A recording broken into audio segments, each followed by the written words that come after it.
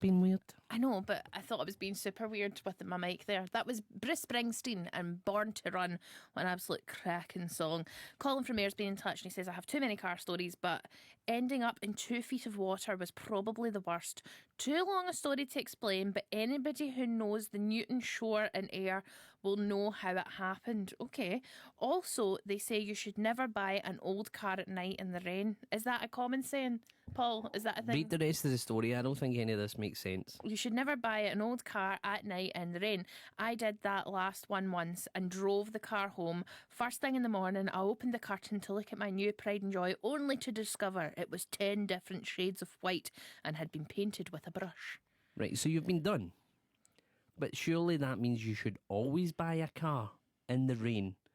What if you bought a car at the height of summer in a drought and you don't find out that it's been painted?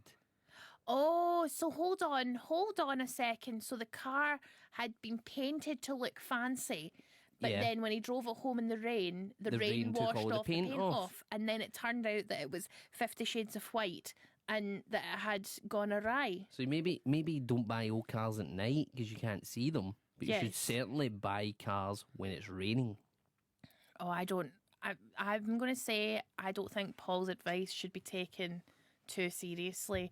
I think you should buy a car whenever you feel comfortable. Whenever you're buying a car, you just go around, you kick all 4 tyres. I don't know what that does, but it shows that you know what you're doing. Does it? Puts you in a position of power when you're trying to buy a car. You've got to show that you know what you're talking about. Right, you just Google. Paul's choking on his lies. Simon says, I like the fizzy sour gummy bears. Ooh. I'm sure you do, but I'm trying to impart car purchasing Simon, advice. I also like the fizzy sour ones. I prefer them to like the powdery jelly ones that Paul likes. Right, I like Paul, the fizzy sour ones as well. you go around, you kick the tyres, and it shows the man. Google things about cars so that you can just say, oh, I thought it was this. I thought it was the carburetor that was broke, but it's probably something else. You're obviously the expert. Okay. I used to work in a car dealership, and one of my jobs was, other than answering the phones and lying to people's wives, was to pretend to be a customer to train the new people.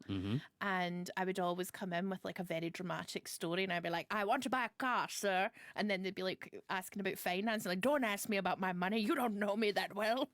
And then they stopped letting me do that. Get in touch via text 80295.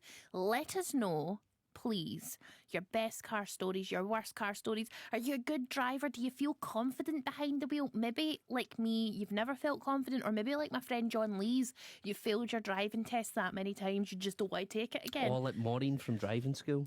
John Lees is one of those people, just did great at everything else, but driving could not pass his driving test. And it got to the point where my dad was like, I'll sit him down and teach him. And I was like, you refuse to teach me, but you'll teach John.